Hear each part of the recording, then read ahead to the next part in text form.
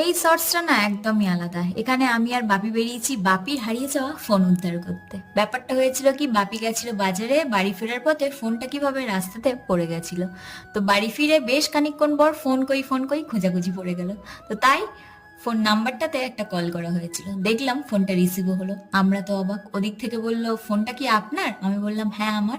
তো ওনার সাথে কথা হলো, জিজ্ঞেস করলাম ওনার নাম কি, বাড়ি কোথায়, কিভাবে ফোনটা পেয়েছে বা কোথায় গেলে আমরা ফোনটা পাবো, সমস্ত কিছু বললেন।